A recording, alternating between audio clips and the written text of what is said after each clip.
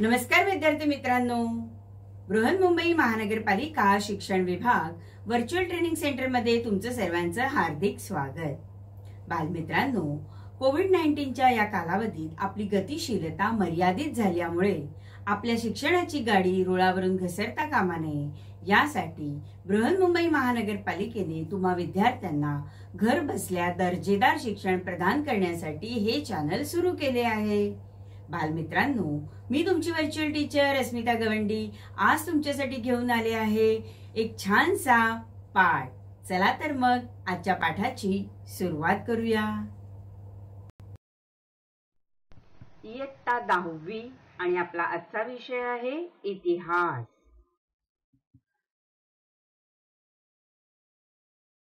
आज आपण इतिहासामध्ये इतिहास लेखन पाश्चात्य परंपरा याविषयीचा भाग समजून घेणार आहोत।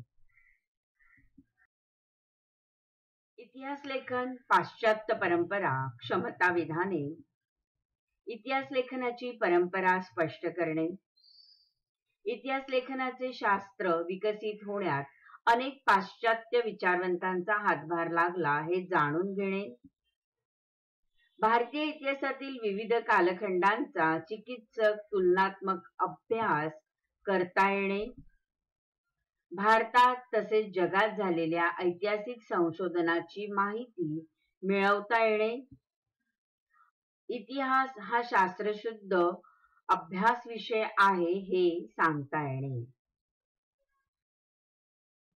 इतिहास लेखन पाश्चात्य परंपरा यामध्ये आपण 4 मुद्द्यांवर अभ्यास करणार आहोत। 1. इतिहास लेखनाची परंपरा, 2. आधुनिक इतिहास लेखन, 3. युरोपमधील वैज्ञानिक दृष्टिकोनांचा विकास आणि इतिहास लेखन, 4. महत्त्वाचे विचारवंत। विद्यार्थी मित्रांनो, आजच्या व्हिडिओमध्ये आपण पाहणार आहोत इतिहास लेखनाची परंपरा आणि आधुनिक इतिहास लेखन। चला तर मग आजच्या भागाची सुरुवात करूया। विद्यार्थी मित्रांनो, आधी आपण इतिहास हा शब्द कसा तयार झाला हे समजून घेऊया।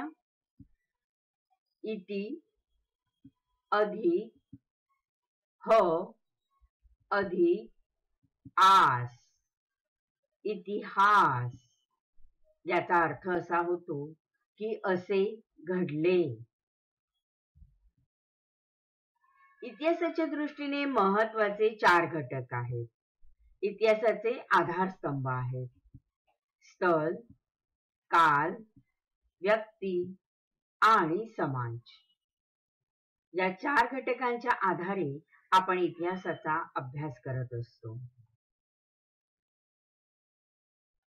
इतिहास म्हणजे काय तर भूतकाळात घडून गेलेल्या घटना आणि या गतकाळात घडून गेलेल्या घटनांची क्रमशः संगती लावून त्याचे आकलन करून घेणे या उद्दिष्टाने इतिहासाचे संशोधन, लेखन आणि अभ्यास केला जातो।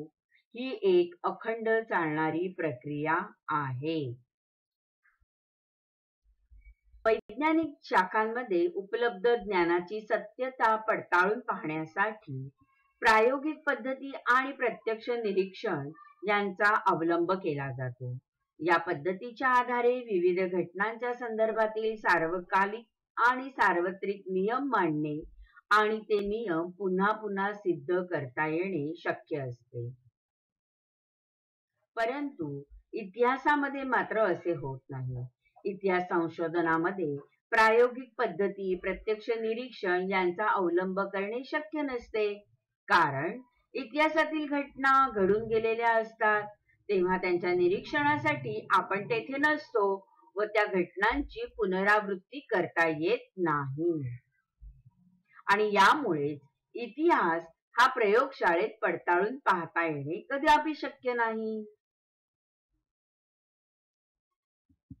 तसेच सार्वकालिक आणि सार्वत्रिक नियम मांडणे आणि ते नियम सिद्ध करता येणे शक्य नसते। विद्यार्थी मित्रांनो, आता आपल्याला प्रश्न पडला आहे की इतिहासाचा अभ्यास जर प्रायोगिक तत्वावरती पडताळून पाहता येत नसेल तर आपण इतिहासाचा अभ्यास कसा करावा, हो की नाही? आणि इतिहास संशोधन, लेखन आणि अभ्यास तर करायचा आहे. मग तो करण्यासाठी आपण कोणती पद्धत स्वीकारावी? मग इतिहासाचा अभ्यास करत असताना एखादा ऐतिहासिक दस्तावेज आपल्याला जर मिळाला असेल, सापडला असेल, तर त्या दस्तावेजचा अर्थ समजणं गरजेचं आहे. मग अर्थ समजताना त्याचं वाचन करता आलं पाहिजे आणि वाचन करण्यासाठी ती लिपी आपल्याला माहित पाहिजे आणि ती लिपी जाणून घेण्यासाठी त्या भाषेचा उपयोग किंवा भाषेचा अभ्यास असणं गरजेचं आहे. मग विद्यार्थी मित्रांनो, सर्वप्रथम ऐतिहासिक दस्तावेज लिहिण्यासाठी ज्या भाषेचा आणि ज्या लिपीचा वापर केला गेला असेल त्याचे वाचन करण्यासाठी आणि त्याचा अर्थ समजण्यासाठी ती भाषा आणि ती लिपी जाणणाऱ्या तज्ञांची आवश्यकता असते. त्यानंतर अक्षरवटिका म्हणजेच अक्षराचं वळण कसं आहे ते पाहिलं जातं. आणि मग लेखकाची भाषा शैली ती कोणत्या कालखंडातली आहे त्याचा अभ्यास करावा लागतो. त्या कालखंडात वापरलेल्या कागदाची निर्मिती म्हणजे तो निर्मितीचा काळ कोणता आहे, त्या कागदाचा प्रकार कोणता आहे हे पडताळून पाहावं लागतं. आणि त्यासाठी अधिकारदर्शक मुद्रा ज्या आहेत यासारख्या विशिष्ट गोष्टींचे जाणकार संबंधित दस्तऐवज अस्सल आहेत की नाही हे ठरवण्यास मदत करू शकतात.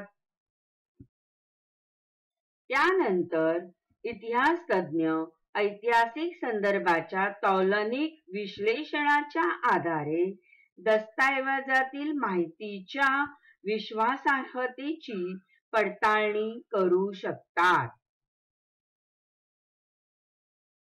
इतिहास संशोधनास सहाय्यभूत होणाऱ्या विविध ज्ञान शाखा व संस्था आहेत. मग त्यातली पहिली आहे ती म्हणजे पुरातत्व विभाग. मग पुरातत्व विभागामध्ये काय बरं येतं तर आपल्याला ज्या खोदकामामध्ये संशोधन करत असताना जे काही पुरातन गोष्टी सापडलेल्या आहेत म्हणजे मोहेंजोदडो हडप्पा सारखी संस्कृती असलेलं शहर अख्खच्या अख्खं आपल्याला रावी नदीच्या काठी सापडलं होतं. मग हे पुरातत्व विभागाने जेव्हा संशोधन केलं, खोदकाम केलं आणि तेव्हा ह्या जेव्हा पुरातन वस्तू किंवा वास्तू सापडल्या होत्या तर त्याचं जतन आणि संशोधन करणं त्या कोणत्या कालखंडातल्या आहेत त्याचा अभ्यास कुठे केला जातो तर पुरातत्व विभागामध्ये केला जातो. आणि मग अशा ह्या खोदकामामध्ये सापडणाऱ्या ज्या वस्तू आहेत त्यांचा अभ्यास पुरातत्व विभागामध्ये होतो. पुढची शाखा आहे आपली ती म्हणजे अभिलेखागार. मग हे अभिलेखागार आहे तिथे ऐतिहासिक दस्तावेज जे आहेत म्हणजे प्राचीन लिखित साहित्य आहे, वस्तू आहेत त्या अभिलेखागारामध्ये जतन केल्या जातात. इतिहास संशोधनास सहाय्यभूत करणारी अशी पुढची ज्ञानशाखा आहे ती म्हणजे हस्तलिखितांचा अभ्यास. मग हस्तलिखित जे आपल्याकडे जो दस्तावेज आहे त्याचा अभ्यास करण्यासाठी सुद्धा आपल्याकडे ही ज्ञानशाखा आहे. तसंच पुढची आहे ती म्हणजे अक्षरवाटिका म्हणजे अक्षरांचं वळण कसं आहे ते तपासणारी सुद्धा संशोधनास सहाय्यभूत करणारी अशी ही ज्ञानशाखा. आणि त्याचबरोबर हे जे पुरातन लेख आहेत, शिल्प ज्यामध्ये कोरलेले शिलालेख आहेत, हे शिलालेख जे आहेत यांचंही संशोधन केलं जातं की ते कुठल्या कालखंडातले आहेत. मग हे पुराभिलेख तपासून पाहणारी पुराभिलेख ही एक ज्ञानशाखा आहे. आणि यालाच काय म्हणतात इपिग्राफी असेही म्हटले जाते. पुढची आपली शाखा आहे ती म्हणजे भाषा रचना शास्त्र. म्हणजे त्या भाषेची रचना केली गेलेली जी आहे तो कालखंड अभ्यासणारी ही एक ज्ञानशाखा आहे.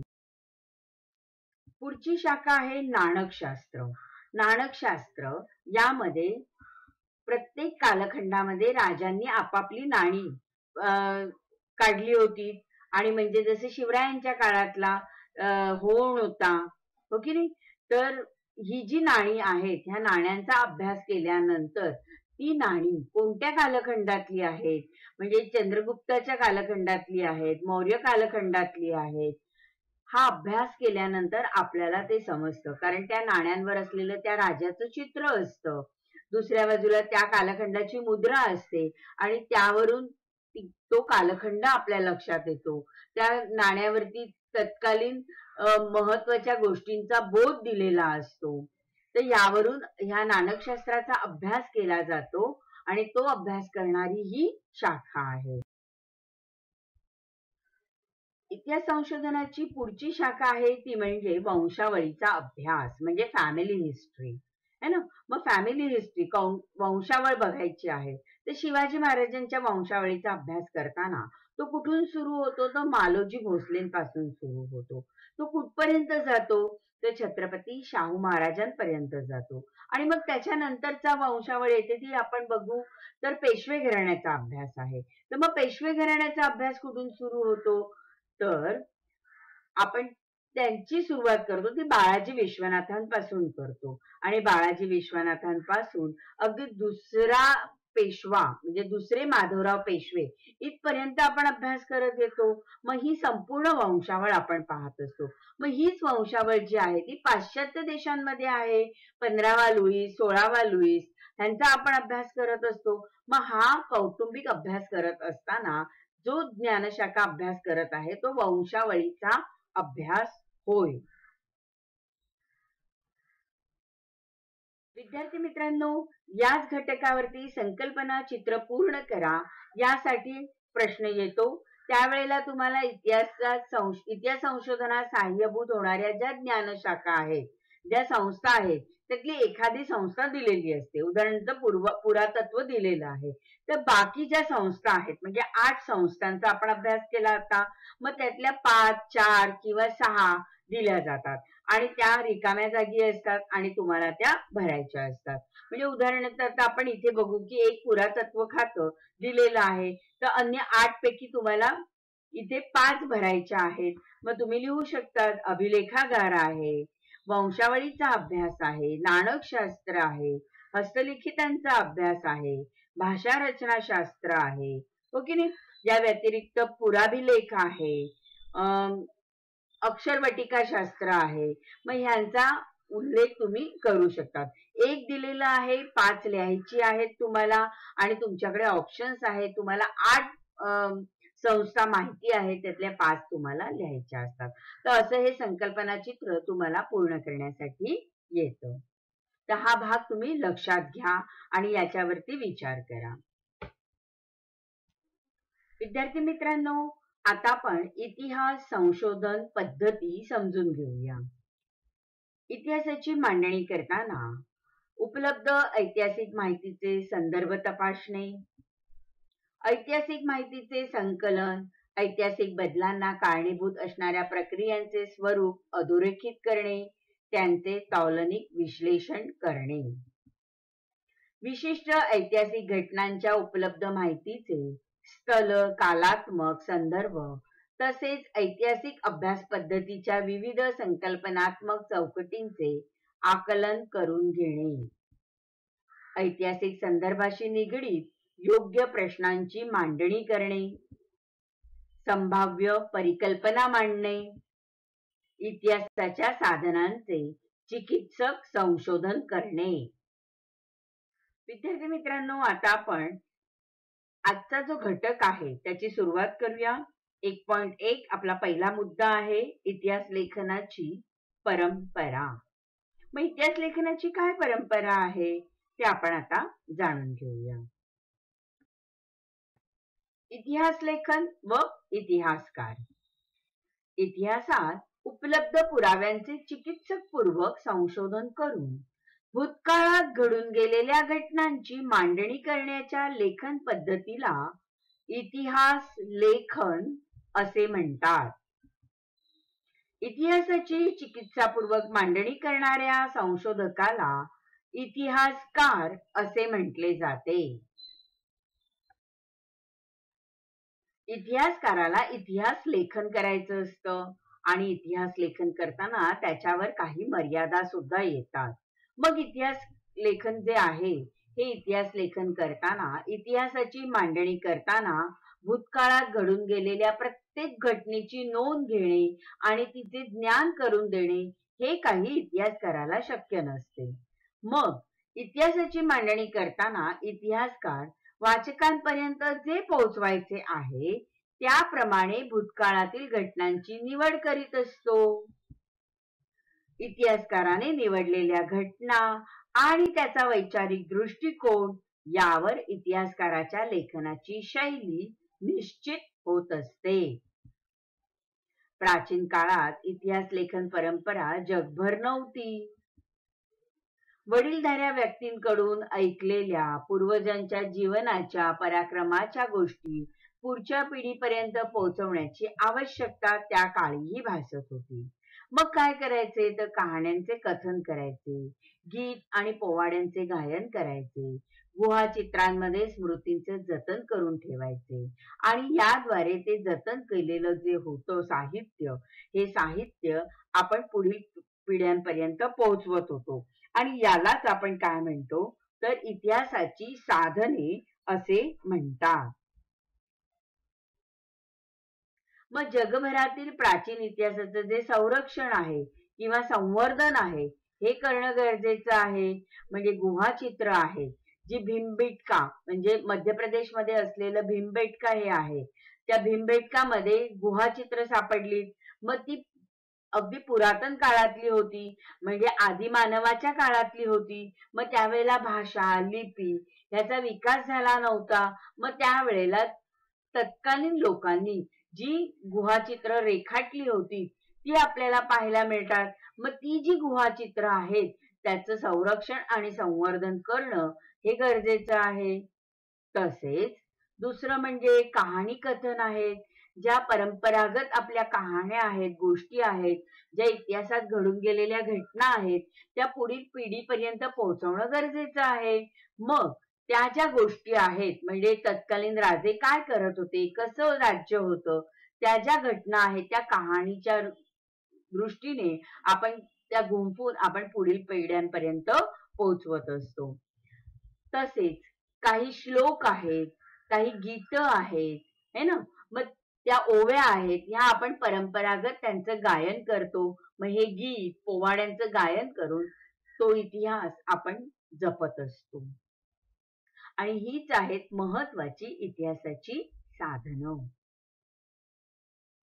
विद्यार्थी मित्रांनो, तुम्हाला माहितीये का ऐतिहासिक घटनांच्या लिखित नोंदी ठेवण्याची जी परंपरा आहे ती परंपरा प्रथम कोठे सुरू झाली असेल तर ऐतिहासिक घटनांच्या लिखित नोंदी करण्याच्या परंपरेची सुरुवात ही मेसोपोटेमियातील सुमेर संस्कृतीमध्ये झाली आहे. आणि सुमेर साम्राज्यात होऊन गेलेले जे राजे होते त्यांच्यामधील संघर्षाच्या कहाण्या यांची वर्णने तत्कालीन शिलालेखांमध्ये जतन केलेली आहे. विद्यार्थी मित्रांनो, तुम्हाला माहित आहे का मेसोपोटेमिया हा प्राचीन भूप्रदेश जो आहे हा हल्लीच्या इराक, तुर्कस्तान किंवा सिरिया या देशांचा काही भूभाग आहे आणि तो पूर्वी मेसोपोटेमिया या नावाने ओळखला जाईल. तर मेसोपोटेमिया याचा अर्थ काय होतो तर दोन नदींमधील भूभाग. आणि हा प्राचीन भूभाग आहे. आता तुम्हाला मी नकाशामध्ये तो दर्शवला आहे बघा. तर जगातील प्राचीन शिलालेख जो आहे 4500 वर्षापूर्वींचा हा शिलालेख आहे. तो सुमेर मधील 2 राज्यांमध्ये झालेल्या युद्धांची नोंद करणारा असून तो सध्या फ्रान्स मधील लुव्र या जगप्रसिद्ध संग्रहालयात ठेवलेला आहे. मग हे आहे फ्रान्स मधील लुव्र हे संग्रहालय. विद्यार्थी मित्रांनो, आता आपण अभ्यासूया आधुनिक इतिहास लेखन 1.2. आधुनिक इतिहास लेखनाची वैशिष्ट्ये. या लेखन पद्धतीची सुरुवात प्रश्नांची मांडणी सुयोग्य पद्धतीने करण्यापासून होते, म्हणून ही पद्धती शास्त्रशुद्ध आहे. यातील प्रश्न मानव केंद्रित असतात, म्हणजे ते भूतकाळातील विविध मानवी समाजाच्या सदस्यांनी विशिष्ट कालावधीत केलेल्या कृती संबंधी असतात. इतिहासात त्या कृतींचा संबंध दैवी घटना किंवा देवदैवतांच्या कथा कहाण्यांशी नसतो. या प्रश्नांच्या इतिहासातील उत्तरांना विश्वासार्ह पुराव्यांचा आधार असतो. त्यामुळे इतिहासाची मांडणी तर्कसुसंगत असते. मानवजातीने भूतकाळात केलेल्या कृतींच्या आधारे मानवजातीच्या वाटचालीचा वेध इतिहास लेखनात घेतला जातो. विद्यार्थी मित्रांनो, आधुनिक इतिहास लेखनाच्या परंपरेची बीजे प्राचीन ग्रीक इतिहासकारांच्या लेखनात आढळतात असे मानले जाते.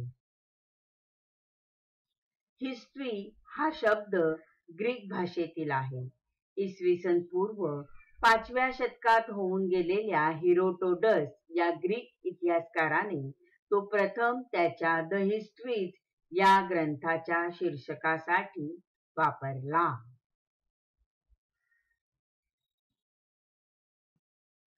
विद्यार्थी मित्रांनो, आज आपण इतिहास लेखन पाश्चात्य परंपरा यामध्ये इतिहास लेखनाची परंपरा आणि आधुनिक इतिहास लेखन या दोन घटकांचा अभ्यास विस्तारपूर्वक केला आहे. पुढच्या भागामध्ये आपण युरोपमधील वैज्ञानिक दृष्टिकोनाचा विकास आणि इतिहास लेखन तसेच महत्त्वाचे विचारवंत या दोन घटकांचा अभ्यास आपण विस्तारपूर्वक करणार आहोत. आता आपण इथेच थांबणार आहोत. धन्यवाद. Thank you.